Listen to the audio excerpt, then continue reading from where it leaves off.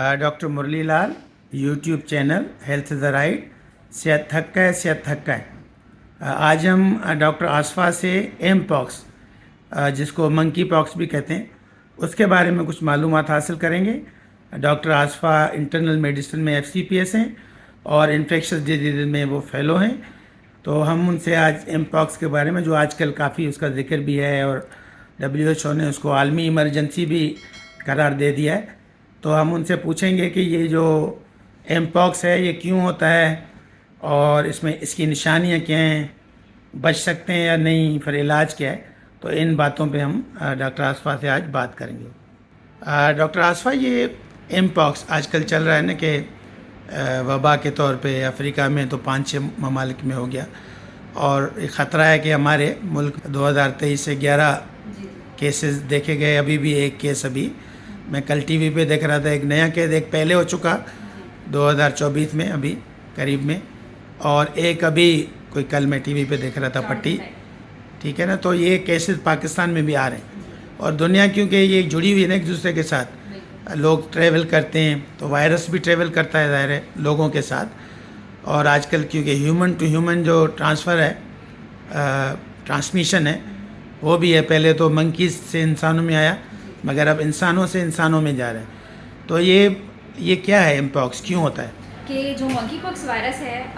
ये क्योंकि इसके नाम से जाहिर है मंकी पॉक्स, तो सबसे पहले ये जानवरों यानी कि बंदरों में देखा गया। पहला केस जो बंदरों के ग्रुप में देखा गया वो 1958 में रिपोर्ट हुआ था। उसके बाद 1970 में डेमोक्रेटिक रिपब्लिक ऑफ कॉन्गो, वहाँ पे एक बच्चे के अंदर ये जरासीम देखा गया, और फिर 2022 से इसके आउटब्रेक्स आना शुरू हुए, और अब पाकिस्तान में तकरीबन इसके 11 केसेस हो चुके हैं। लेकिन जितने भी केसेस हुए हैं पाकिस्तान में, उन सबकी ट्रैवलिंग हिस्ट्री पॉजिटिव है। अच्छा, अभी रिसेंटली आपने जैसे जिक्र किया कि 4 दिन पहले भी एक केस आइडेंटिफाई हुआ है KPK के अंदर।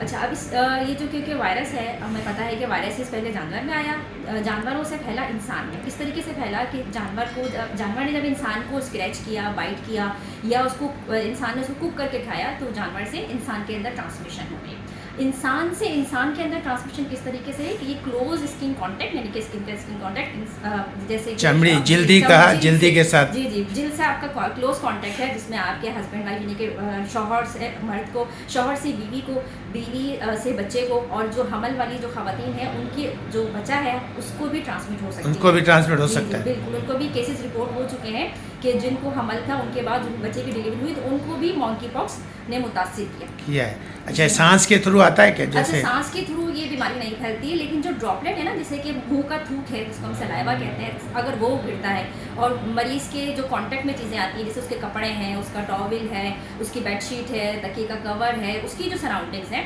वो जो कांटेक्ट में आएगी, उससे अगर कोई इंसान कांटेक्ट में आएगा तो फिर ये बीमारी दूसरे इंसान को भी मुतासिर या अगर किसी मंकी पॉक्स के मरीज़ ने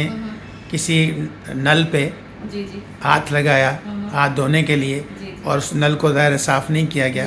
किसी और ने उसके हाथ लगाया, तो उसको भी लग सकता है? लग सकता है, बिल्कुल। मतलब ये आप ये समझें कि एक कांटेक्ट से कांटेक्ट है, कि उस मरीज़ ने किसी चीज़ को हाथ लगाया, आपने भी उस चीज़ को हाथ लगाया, आपने अपनी हैंड हाइजीन सही और हाथ अच्छे नहीं धोए। जी, बिल्कुल, हाथ अच्छे तरीके से नहीं धोए तो आपको ये इसमें भी यही 20 सेकंड और साबुन वाला जो कोविड में था, या इसमें ये है कि आप या तो जो साबुन, आम जो भी साबुन होता है उससे अच्छे तरीके से हाथ धो लें, या जो अल्कोहल बेस्ड सैनिटाइजर है आप उनसे अपने हाथों को अच्छे तरीके से, वही 20 सेकंड वाला फार्मूला, या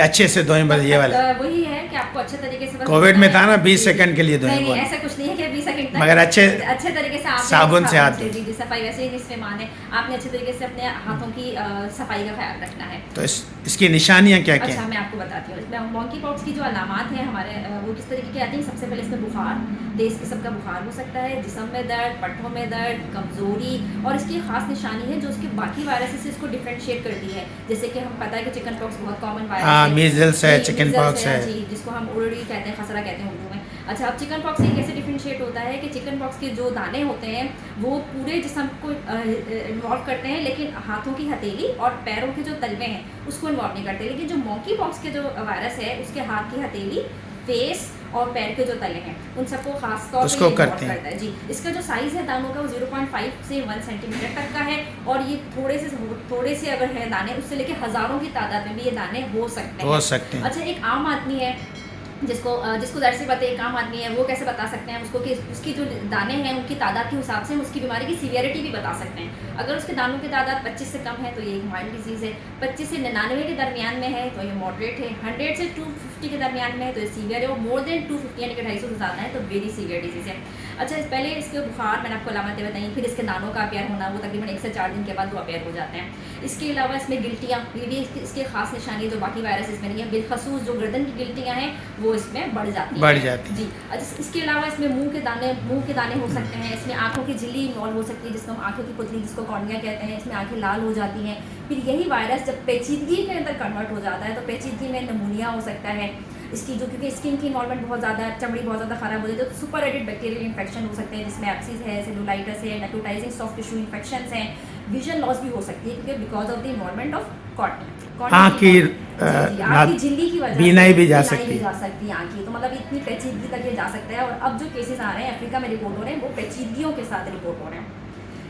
और ये जेनाइटल्स पे भी कह रहे हैं लियंस हैं तो इसी वजह से प्राइवेट पार्ट्स पे, बिल्कुल प्राइवेट पार्ट्स पे इसकी लीजन है। और इसके अलावा जो है इसी वजह से मर्द से औरत जिनसे ताल्लुकात की वजह से भी ये बीमारी तेजी से फैल जाती है। और छोटे बच्चों में भी कांटेक्ट की वजह से है, और फिर माँ से बच्चे कह रहे हैं कि उनमें जो मौत की शरह वो भी ज़्यादा है छोटे बच्चों मौत में। की शरह उनमें ज़्यादा है जिनकी पहले से ही कुव्वत मुदाफ़ियत कम है, HIV के मरीज़ हैं, छोटे बच्चे हैं और हमल वाली ख़वातीन हैं, इन सब में अमवात की शरह जो है वो ज़्यादा है जी। अच्छा, अब हम ये है कि जब ये किसी को आइडेंटिफाई हो, किसी को महसूस हो कि हमारे घर में किसी को इस तरीके से हो रहा है तो वो अपने आप को और बाकी घरों को कैसे प्रिवेंट कर सकता है। बिल्कुल परेशानी की और घबराने की ज़रूरत नहीं है, पैनिक क्रिएट नहीं करना है। आपने घर में अगर किसी को इस तरीके से अलामतें जाहिर हो रही हैं तो आपने उसको एक वेल वेंटिलेटेड यानी कि हवादार कमरे के अंदर आपने उसको अलग कर देना, बिल्कुल अलग कमरे में रख दें, हवादार, जैसे पहले जी